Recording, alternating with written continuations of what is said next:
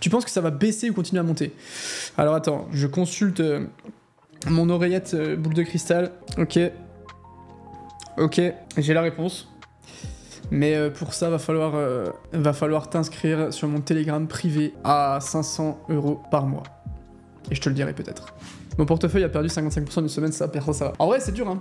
Genre, je pense que pour tout le monde sur Terre, c'est dur de regarder. Les gens ont des stratégies, tu vois. Mais c'est dur de regarder son portefeuille qui perd de la valeur. Je me demande comment des très très gros investisseurs, en période de crash, évidemment, ils discutent pas, ils réfléchissent pas comme nous, mais quand ils voient quand même leur portefeuille, tu vois, Warren Buffett, dans une période de vraiment de crack, qu'est-ce qu'il se dit? Tu vois, quand ton portefeuille, il a perdu 40 milliards, genre, tu vas sur ton Trade Republic, tu fais, oh putain, compliqué. Bon, je me doute bien qu'il a pas Trade Republic, hein.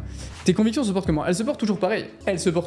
En fait, j'ai l'impression que simplement le marché s'est mis à pricer des choses qui étaient déjà au nez de tout le monde, et c'est là que tu te rends vraiment compte que c'est uniquement un jeu psychologique et que le prix d'un actif, peu importe l'actif, c'est simplement la représentation des émotions des différents acteurs de ce marché. Il y a plusieurs théories sur ce que représente le prix d'un actif. C'est quoi le prix? Pourquoi Bitcoin a ce prix? Il y a la théorie de dire, ok, le prix, c'est la convergence et c'est le point parfait entre l'offre et la demande. T'as les acheteurs, les vendeurs. Les acheteurs aimeraient faire baisser le prix, mais ils sont en compétition avec les autres acheteurs. Et les vendeurs aimeraient faire monter le prix, forcément parce qu'ils vendraient plus cher, mais ils sont en compétition avec les autres vendeurs. De ça résulte une sorte de courbe de convergence comme ça, et là, c'est le prix. Sauf que ça, très théorique, et en fait c'est extrêmement faux, dans le sens où ce point de convergence il n'existe pas. C'est tout le temps un petit peu naviguer à l'infini dans le noir et essayer de trouver un prix qui correspond à tout le monde à une période donnée, ou essayer de trouver en fait des zones de prix. C'est pour ça qu'il y a accumulation, hausse, parce que pendant la hausse on essaie de retrouver une zone de prix. C'est là que tu te rends compte que en fait le prix n'est que la représentation de ce que les acteurs du marché se font comme idée de ce qui se passe actuellement. C'est pas une représentation des revenus qui sont générés par telle ou telle entreprise. C'est pas un point de convergence parfait entre les acheteurs et les vendeurs. Non, c'est simplement la représentation des émotions des acteurs du marché. Et on le voit de plus en plus dans les situations de correction comme celle-là, où techniquement, les informations qu'on a là, le taux de chômage, j'en ai parlé. Toutes les informations qu'on va voir, j'en ai parlé dans le live il y a 2 semaines, et c'est pas pour dire j'en ai parlé, c'est pour dire que j'en ai parlé, ça inquiétait personne, tout simplement, et moi le premier. Parce que j'étais là genre, oui bah voilà, on les a devant nous, on va voir comment les choses vont se passer. Et là on se rend compte que bon, finalement, bah les gens ont commencé, parce que ça a augmenté de 0,1%, ça a augmenté un seuil, ça a activé une règle un peu, voilà, une règle de récession, les gens se disent, ouah, récession. Et donc en fait, c'est simplement la vision que les gens se font de la situation. On va quand même regarder les altcoins qui ont été le plus résilients et qui ont été les premiers à remonter. Donc c'est différent. Typiquement, je prends l'exemple de Solana, qui est un projet sur lequel je suis de plus en plus polarisé, comme vous vous en rendez compte. Solana s'est fait détruire, parce que Solana a eu une très bonne hausse, mais Solana fait partie des jetons qui ont la meilleure reprise d'appui depuis ce cycle. Alors je prends les grosses capitalisations. On voit AAV aussi, qui a extrêmement bien tenu, et on a de plus en plus de traction sur la DeFi aussi, sur ces dernières périodes. Solana a extrêmement bien rebondi, même s'ils se sont fait un petit peu détruire. Toncoin a aussi été assez résilient, alors évidemment on parle de moins 15%, mais si on compare par rapport au reste, est-ce que Toncoin a sous-performé Bitcoin, mais de très peu, mais par contre c'est plutôt bien relevé depuis cette chute, donc la remontée de Toncoin est plus intéressante, et on constate quand même que bah, finalement, NEAR Protocol s'est fait détruire pour le coup, que globalement là, notre théorie sur les revenus, sur l'adoption, sur l'utilisation, quels sont les altcoins qui ont le mieux réagi à cette crise et à ce moment désagréable? Ce sont les altcoins qui ont le plus de revenus, le plus de traction, le plus d'utilisateurs, Toncoin, Solana, etc. Et ce sont globalement d'ailleurs plus les Layer 1. Si on regarde ceux qui se sont fait le plus détruire, bon, les mêmes coins, c'est assez classique, Injective Phantom, ce genre de blockchain, les projets comme Arweave qui étaient peut-être un tout petit peu surévalués, ou en tout cas qui avaient beaucoup de traction, qui forcément se retrouvent le plus, NEAR Protocol qui est aussi extrêmement volatile, on le voit beaucoup, et globalement, voilà, ce genre de projet, Ondo aussi avec les Real World Assets, des projets qui se sont fait assez détruire. Qu'est-ce qui est resté assez stoïque? AAV, on en a parlé. Monero, bon, Monero c'est un stablecoin, mais Monero c'est une excellente réserve de valeur, soit disant passant. Throne aussi, Throne qui est extrêmement utilisé notamment en Asie, et même si on n'en parle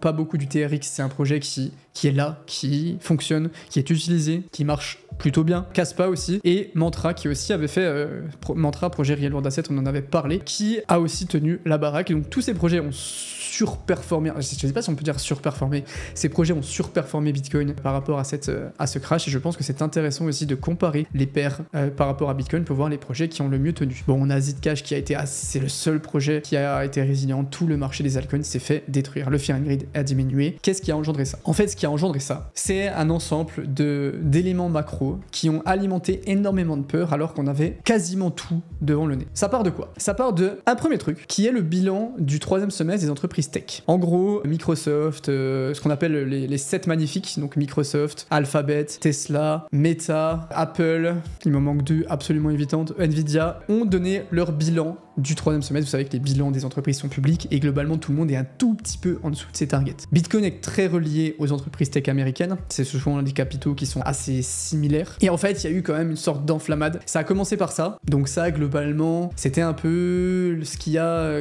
créé l'étincelle avec ce qu'on va voir juste après. Mais pour rester sur ça, je pense que en fait, ce qu'on appelle les 7 magnifiques, donc les 7 gros acteurs, ce sont des acteurs qui sont extrêmement positionnés sur un secteur qui est l'IA, vous vous en doutez. L'objectif, c'est la course à l'IA, c'est la ruée vers l'or, c'est de s'armer le plus vite possible d'IA pour l'utiliser dans son business model. Et du coup, on voit Meta, on voit Microsoft, on voit Nvidia, Intel, qui font un peu cette course à l'IA et qui disent ok, on va utiliser des IA dans notre secteur, on va créer notre propre modèle, on va les entraîner et on va pouvoir les intégrer dans nos business models pour générer plus de revenus. Donc les investisseurs se sont tous jetés cette année, vous avez vu toute la hype autour de l'IA, surtout au début d'année, ChatGPT 4 et tout. Tout le monde s'est dit ok, j'ai investi dans ces actions, Nvidia qui explose, Intel qui explose, on peut regarder les charts, Nvidia c'est absolument aberrant. Et finalement, voilà, donc vous voyez quand même cette ascension faramineuse qu'on a eue dans cette année. Et ce qui s'est passé, c'est que on a eu une sorte de micro-bulle de l'IA qui était un petit peu surévaluée, ou en tout cas, les gens étaient beaucoup trop impatients parce que les gens se disaient ok, j'investis dans les projets IA, sauf que pour développer ces modèles, avant de pouvoir les intégrer à ton business model, avant de pouvoir générer des revenus grâce à ça, avant de pouvoir optimiser ton entreprise, tu dois faire quoi? Tu dois créer les puces, tu dois construire les data centers, tu dois entraîner tes modèles, c'est long, c'est compliqué, c'est fastidieux. Et donc forcément, les gens commençaient un peu à s'impatienter et quand ils voient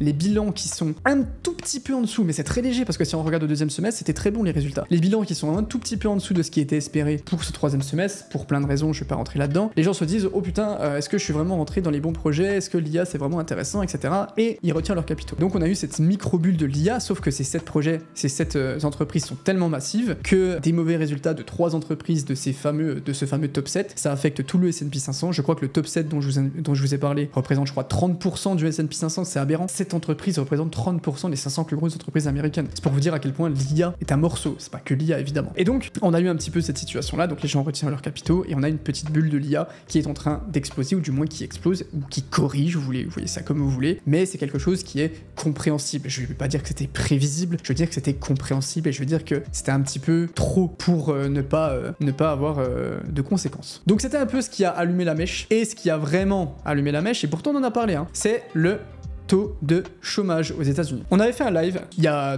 2-3 semaines je crois, où on parlait justement de ce fameux taux de chômage qui était de 4,1% à l'époque et qui était tout près du seuil d'alerte aux États-Unis qui est je crois de 4,2 ou 4,3 et donc qui est le taux auquel forcément il y a des mesures qui doivent être prises à ce moment-là. Donc on attendait avec impatience le taux de chômage au mois d'août qui a augmenté, qui est passé à 4,3% et qui a activé la fameuse règle de Sam qui est en gros une règle qui va prendre les 3 derniers taux de chômage, les comparer avec le plus faible, faire une moyenne et les comparer avec le plus faible sur la dernière année, et si c'est 0,5% au-dessus du coup, on a une activation de ce qu'on appelle la Sam Rule, la règle de Sam qui conditionne une sorte de récession. Donc tout le monde a commencé à s'inquiéter. En plus du fait que nos amis de la Fed se sont réunis le 30-31 juillet, ce que j'ai pas compris, c'est qu'on était assez sûr qu'il allait pas y avoir grand chose qui allait se passer, mais ils ont décidé de ne pas bouger les taux, et il y a de plus en plus d'économistes qui se sont enflammés, qui ont dit que c'était une énorme erreur que la Fed avait fait, et que le fait de ne pas avoir bougé pour l'instant faisait que c'était un petit peu trop tard et que les États-Unis allaient rentrer en récession vu le taux de chômage qui augmente, etc.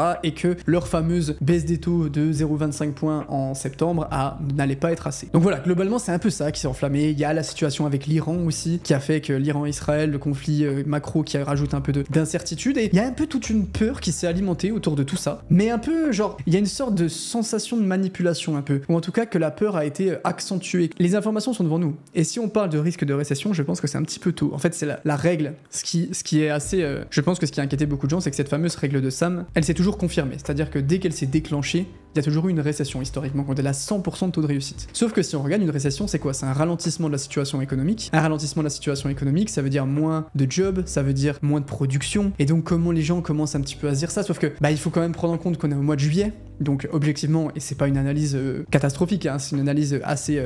c'est une analyse d'économiste je crois que c'est Morgan Stanley qui avait fait une analyse économique de ça. Les gens qui recherchent du travail ne le font pas au mois de juillet. il fait trop chaud, il y a moins de gens aussi qui travaillent dans cette période-là, donc ce chiffre est un petit peu biaisé, et on a quand même, en fin d'année, une voire deux possibilités de diminuer les taux. Donc on va regarder ce qui va se passer, est-ce qu'on va diminuer les taux en fin d'année, de combien on va diminuer les taux. Donc globalement, pour les crypto-monnaies, en fait la situation macro, elle est pas ouf, mais elle peut tenir suffisamment longtemps pour que le bull run ait lieu correctement. En tout cas, c'est ma conviction personnelle. Petit point sur CryptoQuant pour regarder un petit peu les indices et la façon dont les gens perçoivent un peu la situation. Quelque chose qui est quand même très intéressant, c'est le sentiment de Coinbase Premium. Coinbase Premium, pourquoi c'est important de regarder le sentiment de Coinbase Premium? Parce que tout simplement, ce sont les comptes business Coinbase. Et globalement, les gros portefeuilles, les whales, les institutions, etc., sont souvent très reliés à Coinbase. Et donc les portefeuilles Coinbase, c'est un peu suivre l'activité des whales. Et vous voyez que si on prend, allez, cette période-là, l'index Coinbase Premium a largement augmenté, ce qui veut dire que les whales ont complètement racheté cette correction. Les gens rachètent. Évidemment, les gens se font secouer, donc c'est toujours pareil, quand on a une correction, les holders court terme s'en vont. Si on regarde, ça c'est encore confirmé ici, mais c'est assez normal que les choses, voilà, que les choses se passent comme ça. On est redescendu en dessous de 1 et on est remonté là, quoi, avec la courbe bleue. Vous voyez que les holders court terme se sont un petit peu fait dilapider, ce qui est complètement normal. Mais par contre, si on regarde les holders long terme, on voit que les gens bougent pas. Globalement, les gens gardent leur position, les holders long terme restent dans les mêmes vagues. Donc en fait, on peut analyser toutes les datas on-chain et toutes les datas crypto qu'on veut. Globalement, ça reste quelque chose d'extérieur aux crypto-monnaies et on n'est pas spécialement dans une situation inquiétante pour Bitcoin ou quoi. Mais globalement, c'est quelque chose que j'ai déjà amené, c'est que ce cycle, on a beaucoup d'altcoins et on n'a pas assez de liquidité par rapport aux altcoins. Donc, peu importe votre profil, c'est peut-être intéressant de resserrer un petit peu les allocations et les différents altcoins que vous avez en fonction des capitalisations et de peut-être se focus un petit peu plus sur les leaders. C'est ça que je voulais amener. J'ai pas envie de te faire la langue de bois et donc j'essaie de répondre un peu à toutes les questions de manière assez complète. Et même les questions de débutants. Et donc forcément, il y a des questions qui se répondent un peu plus par oui ou par non, et surtout si t'as moins d'expérience. Mais gardez en tête que tout est nuancé et tout est forcément lié à votre profil. Et qu'encore une fois, c'est très démago, c'est très phrase de début de vidéo, mais ce n'est pas du conseil en investissement, et c'est pas pour rien s'il y a une licence en conseiller en conseiller financier, en conseiller en investissement. C'est parce que c'est un métier, c'est parce qu'il y a des raisons à ça. Et du coup, ça nous ramène à ce que je vous avais dit la semaine dernière, et là, ça peut être intéressant. C'était en tout cas l'exemple d'une stratégie que j'avais fait si j'avais 5 000 € à investir. C'est ce qu'on disait, c'est que ce qui peut être intéressant, c'est de faire une double stratégie basée sur 50% en DCA sur 8 semaines. Donc sur 8 semaines, j'investis par exemple tous les dimanches 2500 € divisé par 8. 50% de rachat de correction si on a des stablecoins de côté. Encore une fois, c'est si on a des stablecoins de côté. Avec une correction croissante, des rachats croissants en fonction de la violence de la correction. Là, on est encore à moins de 60K, donc ce que j'avais dit, c'est que si on est en dessous de 60K, les stablecoins de côté, on est sur 100% de notre allocation. Et évidemment, c'est une stratégie très personnelle, d'accord? Vous pouvez évidemment la varier comme vous le voulez, mais on est dans des contextes qui peuvent être très intéressants. Et on a une correction qui est extrêmement belle, on a une correction de 25%, je crois. Donc si vous étiez dans cette optique de racheter les corrections et que vous avez des stablecoins de côté, je pense que ça peut être un très bon moment pour le faire. Voilà, globalement tout ce que j'avais à vous dire pour cette session.